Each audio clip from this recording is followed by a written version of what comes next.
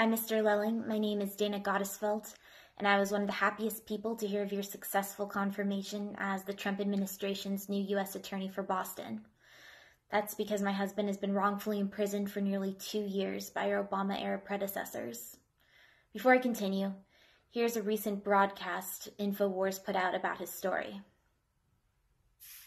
Justina Pelletier's horror began when the doctors and psychologists at Boston Children's Hospital diagnosed her with somatic symptom disorder. She had been previously diagnosed with mitochondrial disease from the Tufts University School of Medicine.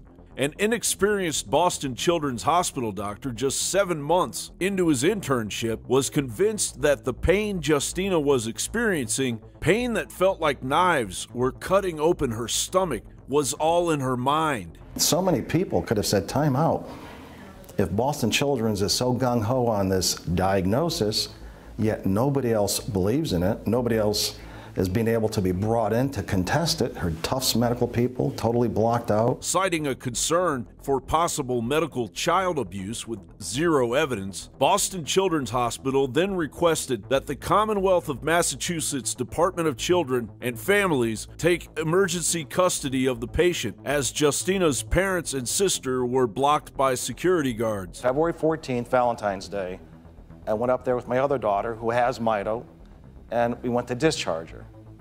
And they hemmed and hawed. We were at the main nursing station. And I could see out of each corner of my eye, security guards here, there, everywhere. So I said, this is smelling bad. At that point, then you are escorted from the building. We are given by a number of security guards. They escort my wife and my daughter out of the building. And we're given a no trespass. If we ever show up on the property again unauthorized, we will be arrested.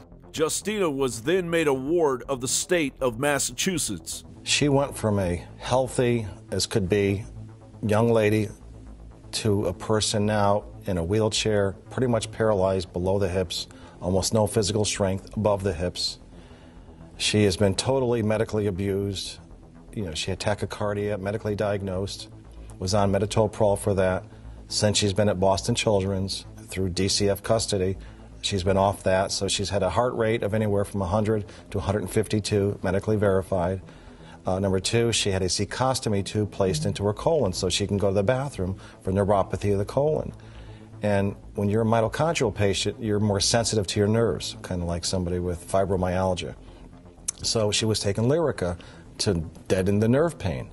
So she's been in severe pain nonstop, 24 hours a day for 13 months.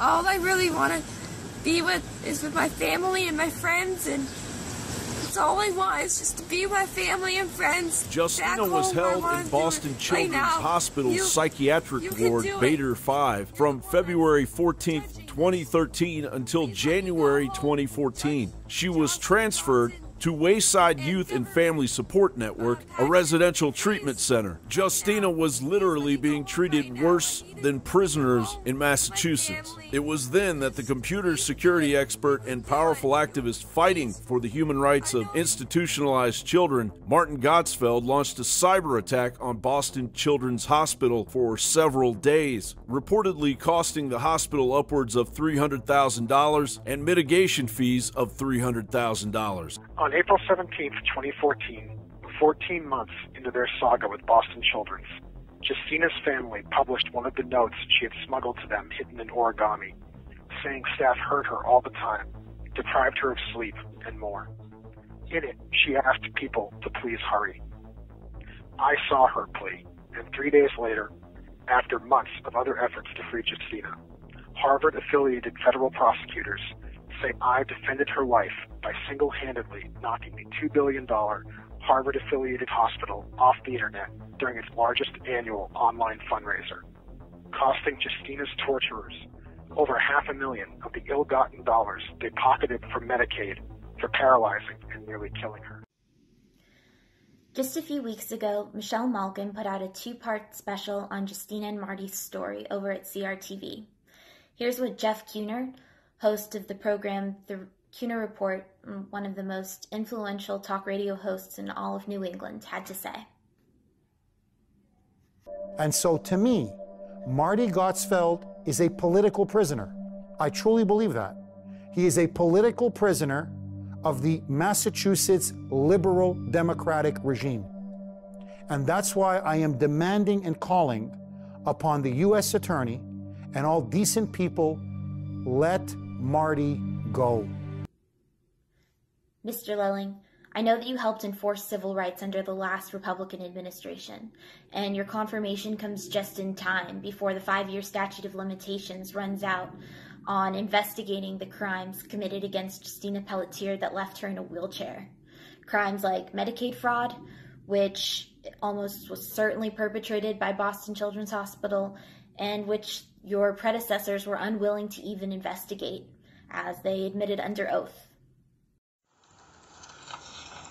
And to the best of your knowledge, you testified that the FBI never investigated Wayside Youth for any alleged abuse of Justina Pelletier, correct? That's right. And as far as you're aware, the FBI never investigated Boston Children's Hospital for any alleged abuse of Justina Pelletier, correct? Yes.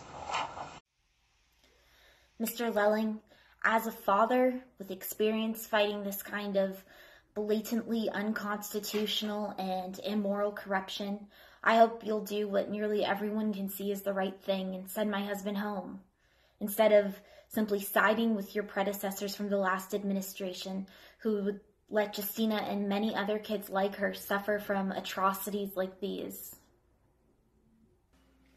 A 17-year-old male jumped off of a building in a suicide attempt and severely broke his left arm with the bone exposed. Despite this severe wound, the boy was punched, slammed against walls, and rolled in the dirt. He was beaten so severely that he forgot who he was and he became unconscious. These beatings continued for 2 weeks before he was finally given medical treatment. A 16-year-old boy having trouble breathing and walking was tortured and humiliated for days. One staff told the boy that he deserved an Academy Award for faking it. He died later that day. An autopsy report for this boy showed 71 contusions and abrasions from head to toe. Another 16-year-old boy with asthma was placed in a face-down restraint by 3 staff members before he died. Another boy was restrained more than 250 times, including 2 times for more than 12 hours each. A 12-year-old boy weighing 87 pounds was placed in a face-down restraint with a staff lying on top of him until he died. And a staffer referred to as the drill instructor trained his pit bull to bite people in the crotch on command. A 17-year-old boy experienced this painful abuse. Other kids in these and other programs also experienced disturbing abuse. For example, boys at one boot camp were required to stand with bags over their head and a hangman's noose around their neck. The rope on this noose was tightened to simulate a hanging. The individual responsible for this told officers that this was an appropriate form of discipline. Another boy was forced to lie face down on a red anthill and was not allowed to brush the ants off of his face or his body. In a separate incident, this boy was required to lie on his stomach for 10 hours. He was only allowed to get up to vomit, and then he was required to clean up his vomit before he got down on the ground again. And finally, the poster board shows the picture of a horse in Canada. This horse was starved, as you can see, by the protruding rib cage. Neglect also resulted in the problems with the hoof that you see on the picture. You're probably wondering what this has to do with today's hearing. Here's the interesting answer to that question. This horse belonged to the owner of one of our case study programs. This owner was convicted in Canada for cruelty to 39 horses and 7 golden retrievers. Although he received a lifetime ban from taking care of animals in Canada, he was allowed to take care of teenagers here in the United States. And the results should not be surprising. He and his wife were cited in Utah for, among many things, use of profane language to humiliate youth, improper seclusion, and rat infestation. Hi, Mr. Lelling. My name is Marty Gottesfeld, and I wanted to make sure that you were aware of certain things that your new subordinates might not want you to know. For instance, many people are already aware that Steve Heyman called Aaron Swartz a rapist when he refused to take a plea, and more people still know that he and Carmen Ortiz bullied Aaron to suicide. But were you aware that I was told that Heyman's direct successor after the Swartz tragedy, Adam Bookbinder, would call me a terrorist if I refused to take a plea? Thankfully, though, due to the work of many journalists, I think it's now crystal clear who has actually acted like terrorists. You see, under your predecessors, the FBI systemically intimidated my friends and acquaintances. They even used taxpayer money to question Dana's family in California after our wedding. More recently, over the summer, they clearly implied a threat against Dana for refusing to remove evidence of FBI favoritism from the web. Worst of all, though, when FBI agents Hughes and Michael W. Tunick raided our apartment and seized thousands of dollars of my computer equipment, we told them about the widespread systemic abuse of American children, like the cases detailed in the directly preceding clip of Government Accountability Office congressional testimony. They feigned interest, and Agent Hughes promised to put me in touch with people who could protect such children. Yet, despite a clear duty to act, Hughes broke his word. It also turns out that Adam Bookbinder, who has now fled the case rather than face what his alma mater did to Justina, put false statements on sworn affidavits, just as Boston Children's Hospital had also done to the Pelletiers.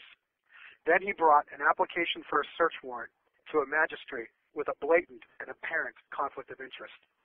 When that magistrate wouldn't even let my attorney argue for bail, Bookbinder then feigned ignorance as to why she acted with such bias that a seasoned Fox court reporter was left asking, "What was that?"